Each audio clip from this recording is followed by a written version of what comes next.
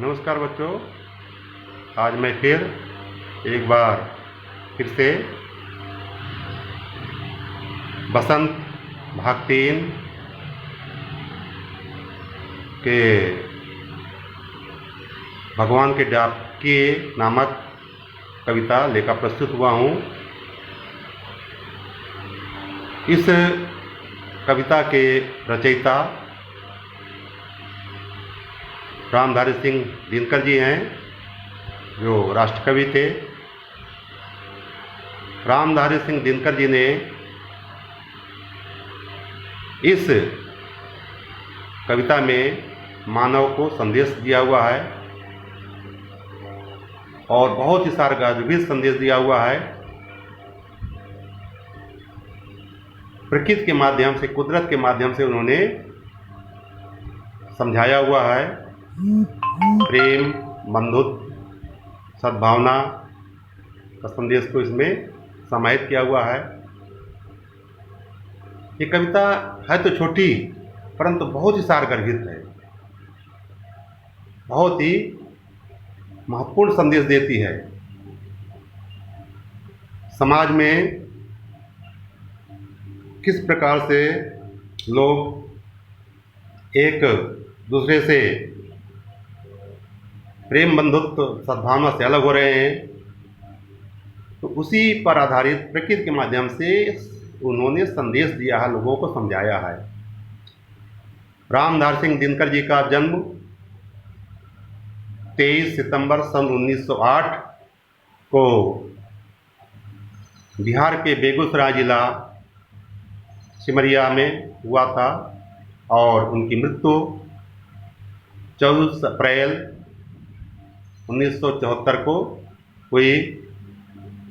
इन्होंने अनेक रचनाएं की, वीर रस की बहुत सी रचनाएं की और ऐसे बहुत सी महत्वपूर्ण कविताएं भी लिखी। उन्हीं में से ये है भगवान के डाकिये।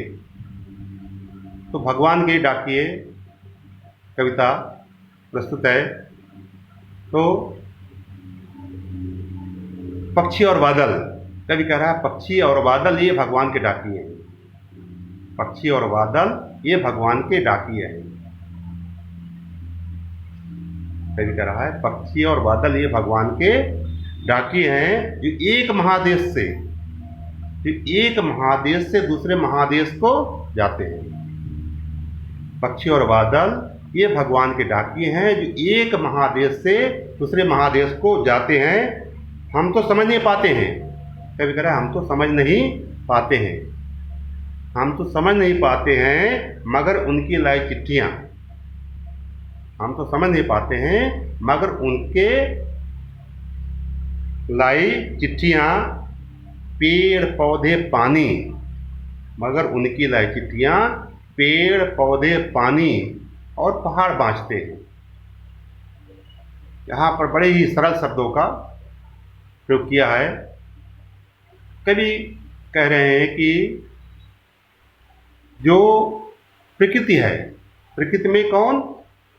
पक्षी और बादल, ये ईश्वर के संदेशवाहक हैं। डाकिये मतलब संदेशवाहक, पत्रवाहक, मैसेंजर। ये जो पक्षी और बादल हैं, ये जो पक्षी और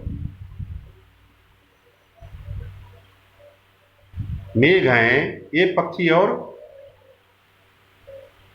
हवा है, ये क्या है? सब ईश्वर के संदेशवाहक हैं, ईश्वर के पत्रवाहक हैं। एक बड़े देश से दूसरे बड़े देश को बड़ी आसानी से बिना रोक टोक के चले जाते हैं। उनको किसी प्रकार का कोई रोक टोक नहीं है, ना किसी प्रकार का वीज़ा उन्हें चाहिए, ना कोई उन्हें पासपोर्ट चाहिए। वो बड़ी आसानी से एक देश से दूसरे देश को चले जाते हैं। और क्या करने जाते हैं?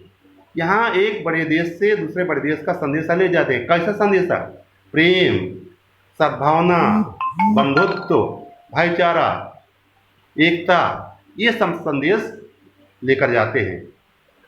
और वहाँ जाकर इस एक देश का प्रेम, बंधुत्व, भाईचारा, एकता का संदेश दूसरे देश के में जाकर के सुनाते हैं। परंतु ये दुर्भाग्य की बात है, हम तो समझ नहीं पाते, हम तो पढ़ नहीं पाते, हम तो नहीं समझ पाते हैं कि उसमें क्या लिखा हुआ है, संदेश क्या लाए हुए हैं, परंतु उनकी उनकी लाई चिट्ठियाँ, जो चिट्ठियाँ लाए हैं, जिन चिट्ठियों को वो लेकर गए हैं एक देश से दूसरे देश, उन्हें कौन पढ़ पाता है? सिर्फ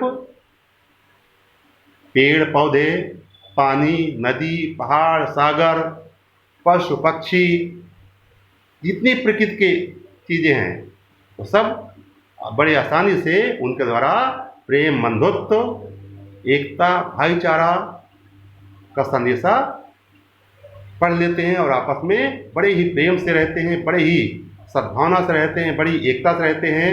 फिर वापस अपने देश को आते हैं, वो हमारे देश में आते हैं, वो उनके देश में जाते हैं, उनमें किसी प्रकार का कोई रोक टोक नहीं है। परंतु मानव आपसी मतभेद में, आपसी झगड़े में पड़ करके एक देश के दूसरे देश के लिए दिक्कतें खड़ी करके अपने सीमाओं को बढ़ाने के चक्कर में लड़ रहा है, जात के नाम पर लड़ रहा है, धर्म के नाम पर लड़ रहा है। परंतु प्रकृति में, कुदरत में ऐसा कुछ नहीं है। वो बड़ी आसानी से एक देश का संदेशा दूसरे देश का संदेशा ले जाते हैं और आराम से वहाँ पर आपस में उस प्रेम, बंधुत्व, भाईचारे, एकता का संदेशा पढ़कर सुनाते हैं, पढ़ते हैं और खुश रहते हैं।